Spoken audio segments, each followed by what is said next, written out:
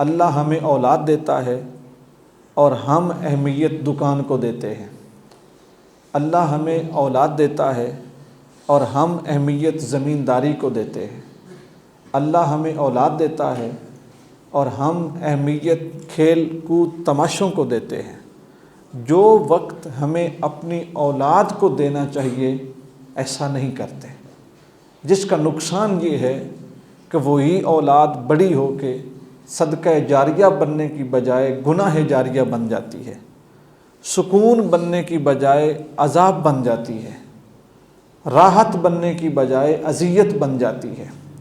نبی رحمت صلی اللہ علیہ وآلہ وسلم نے ارشاد فرمایا کہ جس وقت اللہ کی ذات تمہیں اولاد دے تو اپنی اولاد میں جو سب سے پہلا کام کرو، جب وہ بولنے لگے، وہ زبان چلانے لگے، تو اپنی اولاد کو لا الہ الا اللہ کہنا سکھاؤ۔ اپنی اولاد کو کلمہ طیبہ کہنا سکھاؤ، اور وہ اولاد بڑی خوش نصیب ہے کہ جب وہ بولے تو وہ اپنے باپ کی چھاتی پہ بیٹھ کے کلمہ پڑھے، لا الہ الا اللہ۔ معصوم زبان، معصوم روح، معصوم بچہ، آپ جہاں پر بھی کوئی نیکی یا کوئی برا عمل کرتے ہیں نا تو وہ جگہ گواہ بن جاتی ہے، اور قیامت کے دن جس طرح قرآن مجید فرقان حمید میں ارشاد ہے کہ زمین اپنے سارے راز اگل دے گی، زمین بتائے گی اللہ کی بارگاہ میں کہ یا اللہ میرے اوپر اس نے چوری کی، میرے اوپر اس نے ڈکیٹی کی، میرے اوپر اس نے ظلم کیا، میرے اوپر اس نے زنا کیا، میرے اوپر اس نے قتل کیا۔ زمین بتائے گی، کیونکہ وہ زمین کے اوپر ہو رہا ہوگا۔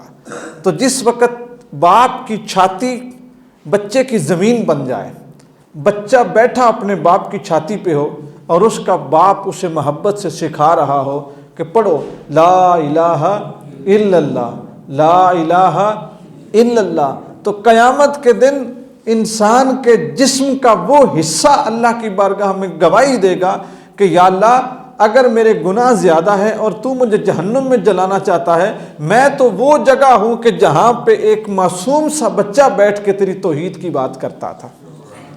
تو پہلی چیز اپنی اولاد کو جب وہ بولنے لگے تو ان کو لا الہ الا اللہ سکھاؤ۔ پھر اس کے بعد جیسے اولاد تھوڑی سی بڑی ہو تو اس کے ساتھ محبت اور شفقت کا رویہ اپنائیں۔ اولاد کی جو زندگی ہے اس کو 3 حصوں میں تقسیم کیا گیا ہے۔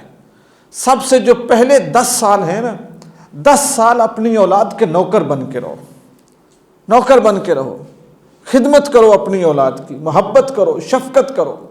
اگلے جو 10 سال ہیں وہ 10 سال اپنی اولاد کے اوپر حاکم بن کے رہو، کھلاؤ اچھا، پلاؤ اچھا، پہناؤ اچھا، لیکن ان کے اوپر کڑی نگرانی رکھو۔ ان کی راتیں، ان کے دن، ان کا سکول، ان کا کالج، ان کی یونیورسٹی، ان کا کھیل کود کیسا ہے، کیسے لوگوں کے ساتھ بیٹھتے ہیں، حاکم بن کے رہو۔ پھر اگلے 10 سال اپنی اسی اولاد کے دوست بن کے رہو، اگلے 10 سال اپنی اولاد کے دوست بن کے رہو۔ تو یہ ایک جو لوگ اس چیز کے اوپر ورکشاپ کرواتے ہیں، چیزیں سمجھاتے ہیں، یہ ان کی تقسیم ہے۔ یہاں پہ حضور کا ایک عمل سنیے۔ حضرت اسامہ بن زید رضی اللہ تعالیٰ عنہ، یہ نبی کریم صلی اللہ علیہ وآلہ وسلم کے غلام حضرت زید بن حارثہ کے بیٹے ہیں، حضرت اسامہ بن زید۔ اور جس وقت مکہ فتح ہوا تھا اور حضور مکہ شریف میں داخل ہوئے تھے تو یہ اسامہ بن زید حضور کے اونٹ کے اوپر نبی کریم صلی اللہ علیہ وآلہ وسلم کی پشت مبارک کے ساتھ بیٹھے ہوئے تھے۔ یہ حضور کے غلام کے بیٹے ہیں اسامہ بن زید۔ کہتے ہیں کہ نبی کریم صلی اللہ علیہ وآلہ وسلم جب گھر میں تشریف لاتے تو ایک ران یعنی ایک ٹانگ کے اوپر حضور مجھے بٹھا لیتے اور دوسری ٹانگ کے اوپر حضرت حسن بن علی کو بٹھا لیتے، اپنے نواشے کو۔ یہاں پہ یہ چیز بڑی سوچنے والی ہے کہ اللہ جب ہمیں عزتیں دیتا ہے نا تو ہم اپنی آنکھیں یہاں سے اٹھا کے ماتھوں پہ رکھ لیتے ہیں۔ دیکھیں اپنے غلام کا بیٹا، اپنے نوکر کا بیٹا، جس کو نبی کریم صلی اللہ علیہ وآلہ وسلم نے خریدا بھی نہیں تھا، حضرت خدیجہ الکبریٰ نے ان کو خریدا تھا، حضرت زید بن حارثہ کو، اور حضور کو پیش کر دیا تھا۔ ان زید بن حارثہ کے پھر بیٹے تھے حضرت اسامہ بن زید. اسامہ بن زید خود روایت کرتے ہیں کہ جب میں بھی چھوٹا تھا اور امام حسن مجتبیٰ بھی چھوٹے تھے، حضور ایک ٹانگ کے اوپر مجھے بٹھاتے تھے اور ایک ٹانگ کے اوپر حضرت حسن بن علی کو بٹھاتے تھے، اور باری باری کبھی مجھے کبھی حضرت حسن بن علی کو حضور اپنے سینے سے لگاتے تھے، ہمارا ماتھا چومتے تھے، ہمارے رخساروں پہ بوسے دیتے تھے. ٹھیک ہے، تو اللہ کے رسول نے ہمیں یہ بھی نصیحت فرمائی کہ اپنی جو اولاد ہے اس کے اوپر بے جا سختی نہ کریں.